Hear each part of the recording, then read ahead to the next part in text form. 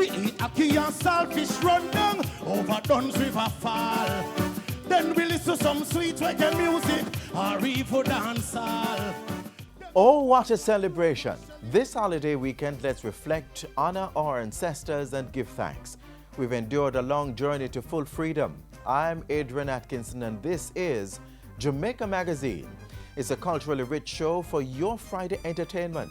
The lineup includes a string of events in observation of the Emancipation and Independence period, and we pay tribute to one of the architects of free Jamaica. Stick with us as we kickstart the Emancipation Weekend.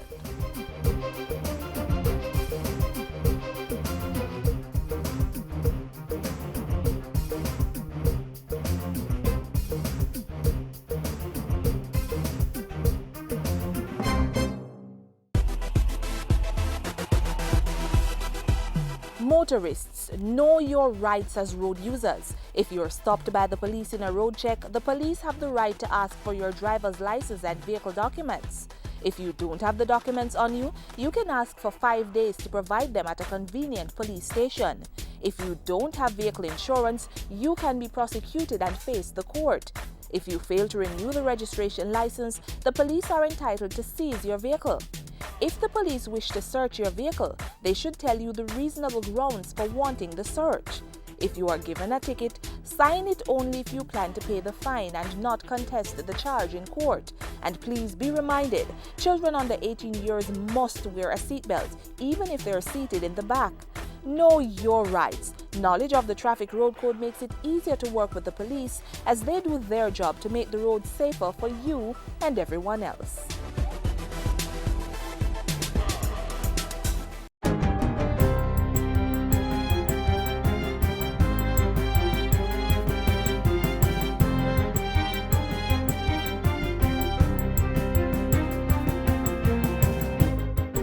Good day, I'm Carrie-Ann Smith and this is your JIS News for Friday, July 29. A Chinese company will be investing over $2 billion to establish an industrial zone in Nain, St. Elizabeth. Mining Minister Mike Henry says the industrial zone will be established by Geoquan Iron and Steel Company, GISCO. It is to include bauxite mines, alumina refinery, coal-fired power plant, local electricity network, and aluminum fabrication. Other elements include logistics and transportation, machinery manufacturing and processing, engineering, construction and management, and community facilities. Jamaica is acting to extract the maximum benefit and to ensure that this is not an enclave development. We have dialogued with the Ministry of Labour. We'll ensure that the expertise and specifications for employment are met, and on a needed basis be sure that our local expertise will be engaged as well. He says the investment will create over 3,000 new jobs and the young Jamaicans will be trained at GISCO's university in China through an exchange program. In the meantime, the Geoquan Iron and Steel Company will soon be the new owner of the all-part alumina refinery in Nain, St. Elizabeth after signing an interest purchase agreement with UC Rosal. The signing took place on July 19 in China and the sale should be finalized by November of this year, creating approximately 700 jobs. Mining Minister Mike Henry, who was in China for the signing, says that while the transaction is being finalized, GISCO will send a team to Allpart to do a study and basic design for modification and upgrading of the refinery. $220 million will be invested in the first phase of the work. The modification and capacity upgrade construction work, which will include the upgrading of Port Kaiser and energy resource modification, should last from December 2016 to December 2017. After the modification period, that is the post-December 2017, GISCO would have accomplished critical processing upgrading of relevant equipment such as digestion, filtration, calcination. This is expected to not only reduce production costs, but also enhance the effectiveness of production. Prime Minister Andrew Holness says he intends to launch a national campaign against violence. He says particular focus will be paid to violence against women and children, as a large portion of crime in Jamaica is generated by domestic violence. Violence is far too accepted as a currency in social transactions in Jamaica. Violence is far too easy to be used as a means of resolving conflict. Prime Minister Andrew Holness says his administration will be taking a firm stance on the issue through legislation and law enforcement training.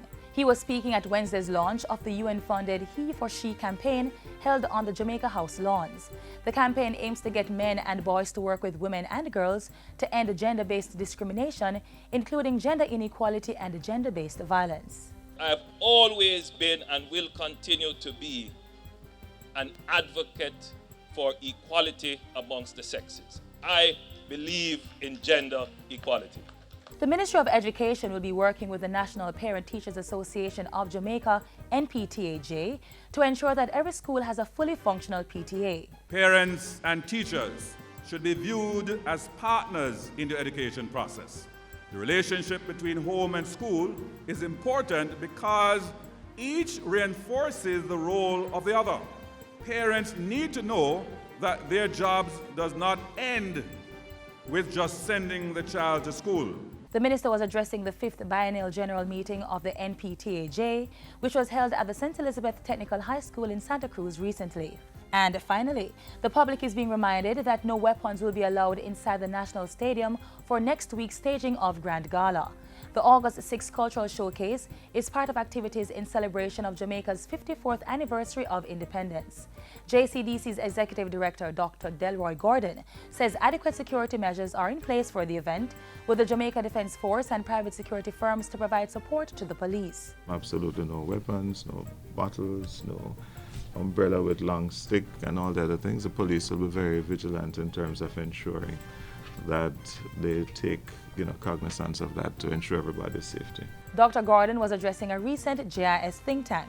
He is encouraging patrons to get to the stadium early for the Grand Gala, which is scheduled to start at 6 p.m. Gates will open at 3 p.m. And that's it for JIS News Today. I'm Carrie Ann Smith. Thanks for watching.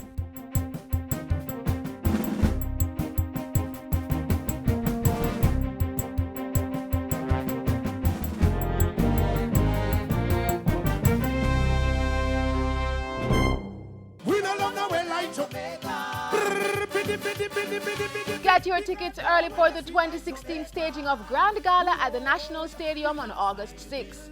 Tickets will be available from Friday, July 29 at Tasty Crossroads and Tasty Portmore, and from August 1 to 5 at Independence Village, Ranny Williams Entertainment Center. Let's get together and feel all right. Jamaica's first national hero was born in St. Ann. Who is he? Daddy Marcus, of course. Let's find out more about this great man who labored much during Jamaica's colonial days. A people without knowledge of their past history, origin, and culture is like a tree without roots. No one remember old Marcus Garvey. No one remember. A boy of humble beginnings, taking his first steps towards a life decorated and defined by the search for a proud black identity. The journey began on August 17, 1887, in a rural district nestled in the Garden Parish of St. Ann, where the union of a mason and a domestic worker birthed a living legacy of black self-empowerment.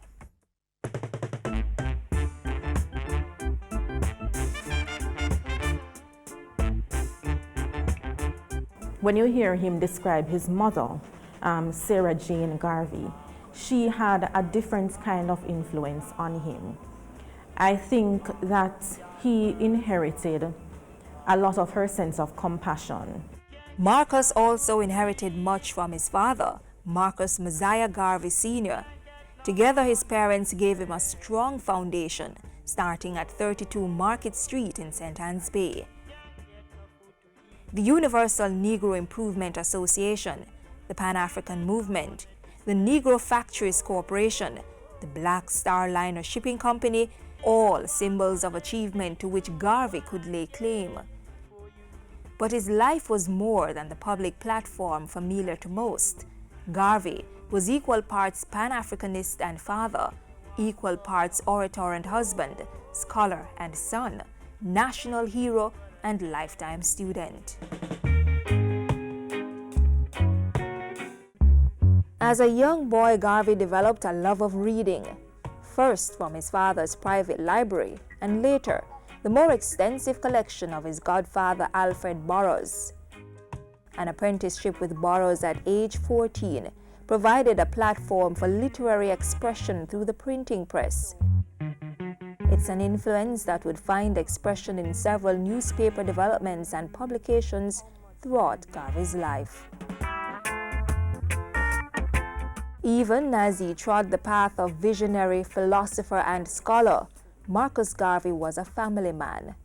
After a long courtship, he married Amy Ashwood in a private Catholic church ceremony, followed by an elaborate public ceremony and reception at Liberty Hall on Christmas Day, 1919.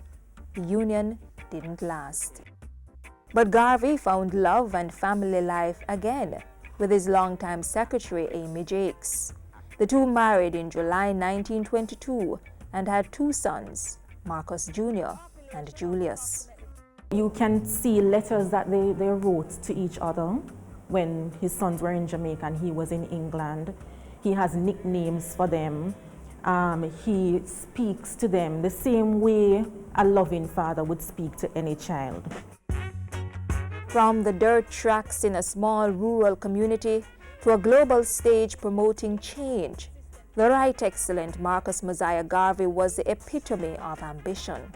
When you look at his background versus what he was able to achieve in a very, very short time period, you have to recognize that it was ambition that was driving him. But most importantly, he had ambition, not just for himself, but for people of his race. He wanted black people to be liberated in every sense of the word, not just physically, but mentally, economically, socially, and so on. On June 10, 1940, a nation lost a hero. Humanity lost a world changer. Marcus Garvey was finally laid to rest in 1964 in Jamaica after 52 short years. The man from St. Anne's Bay had given black people a new way of looking at themselves. He'd told them to embrace their identity, that they could achieve anything. Up your mighty race! Accomplish what you will! No one remember old Marcus Garvey. No one remember old Marcus Garvey.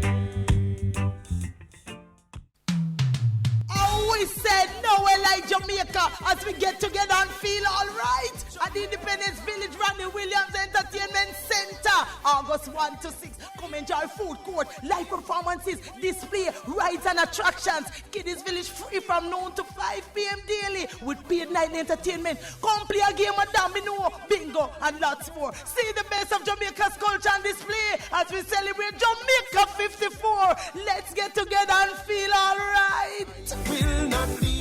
Get ready to feel all right. This is the period to go out and celebrate why we are a nation of powerful people. Pick your event and take along the family. Watch this.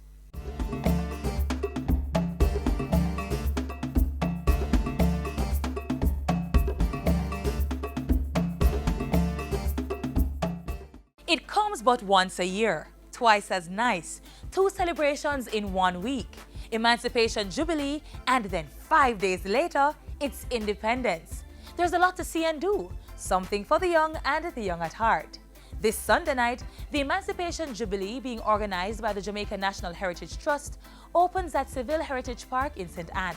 The theme is United and Free, What a Jubilee.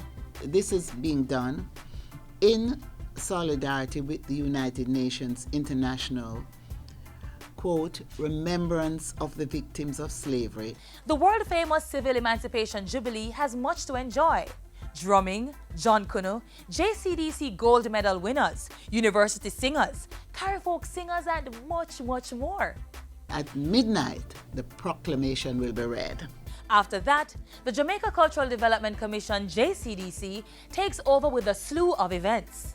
From August 1 to 5, there will be a number of activities taking place on the grounds of the Randy Williams Entertainment Center, which is transformed into a village, which will be featuring quite a number of booths. Each booth will have craft items on sale.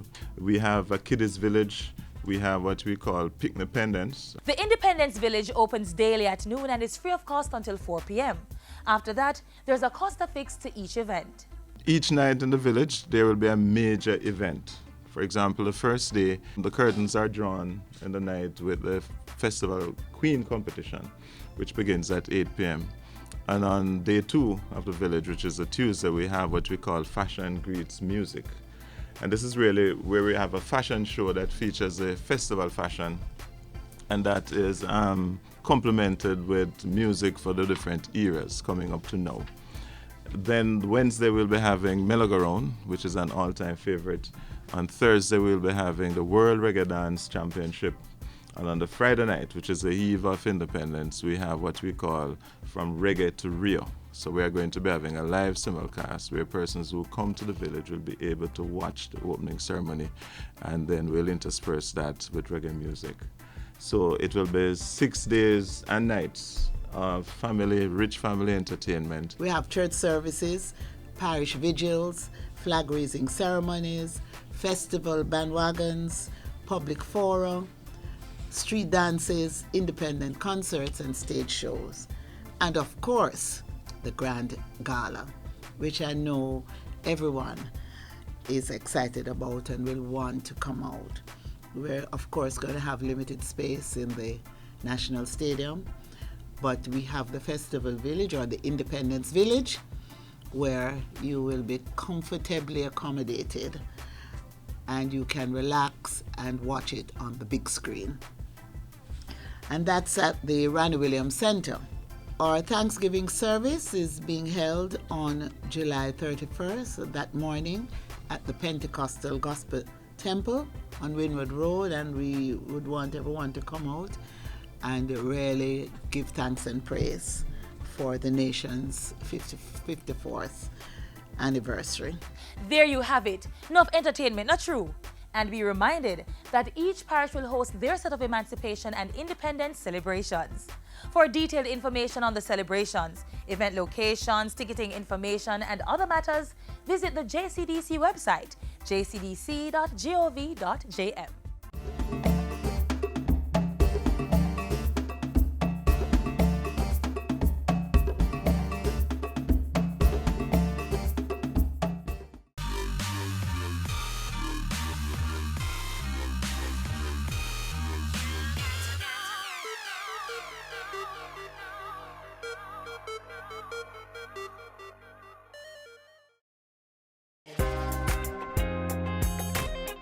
Are you committed to Jamaica's growth and development? Would you like to work on high-impact projects in a fast-paced environment? Do you have a record of outstanding professional achievement and leadership skills? Then, welcome to the Jamaica House Fellowship and the most exciting 2 years of your life. Apply now at opm.gov.jm/Jamaica House Fellowship or call toll-free 1-888-429-5543. That is 1-888-429-5543. The Jamaica House Fellowship. Applications close August 2, 2016.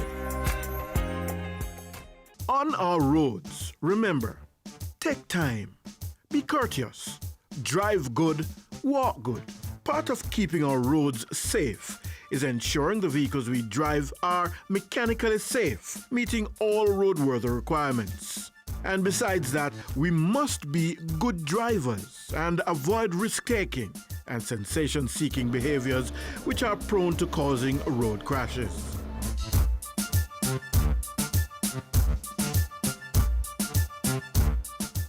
Them say I'm a trickster, but he offers some valuable lessons, taking this Astoria.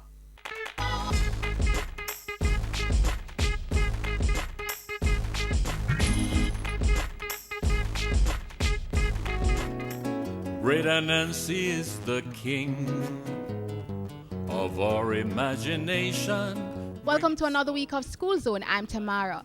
Now, everybody enjoys a good Anansi story. And this week we're joined by the Calabar Infant, Primary and Junior High School students, along with their teachers, telling us about Anansi and him story.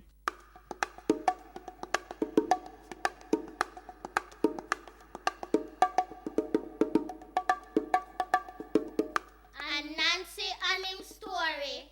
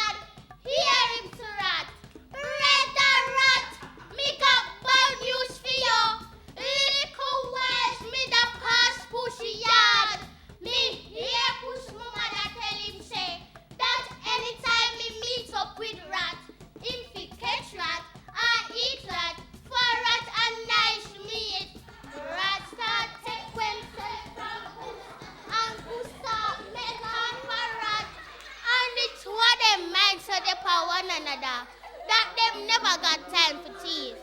One day, one old man said to Nancy, Nancy, me here said that is you make puss a rat fall out. And me have to thank you. And Nancy said, is me, yes, the two of them poor sharp in a storybook. And me can go in there to Nancy. That shouldn't worry you. Me will put her in a storybook. And Nancy say, how comes? The old man say, me and all the other old man them. What you help with puss and rat, go and tell your story to we grand picnic them at night time. And them won't forget it. And Nancy say, so every night me will come remember you something about Michelle fi talk. So every night when the old man them I put them grand picnic to bed and Nancy them on the wall or the ceiling fi make them remember fi tell him story. When them sleepy and Nancy tie up them face with him rope and wake them up. Them tell them picnic and Nancy story. The picnic tell somebody, that somebody tell and tell. So till me and all that tell a Nancy story.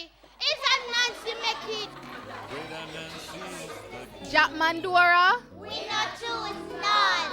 Hope you enjoyed that performance. Tune in next week for another exciting edition of School Zone. Great Nancy is the king of our imagination, bringing stories with the light of the ancient Africa. We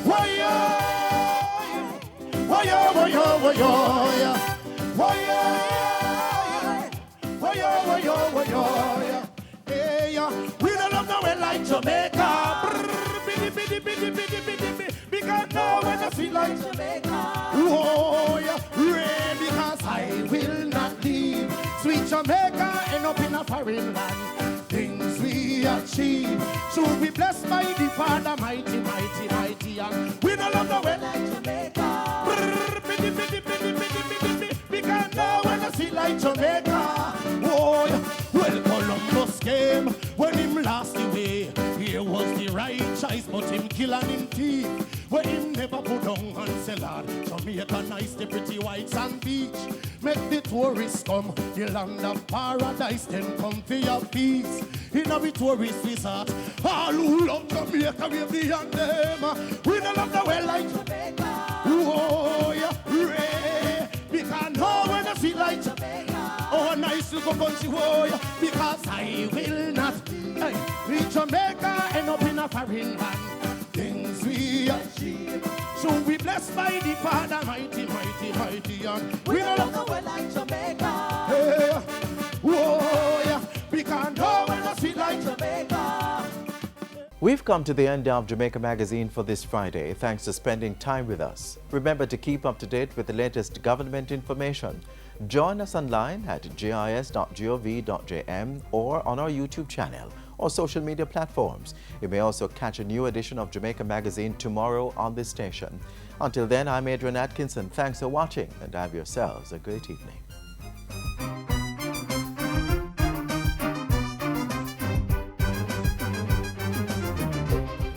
This has been a production of the Jamaica Information Service, the voice of Jamaica.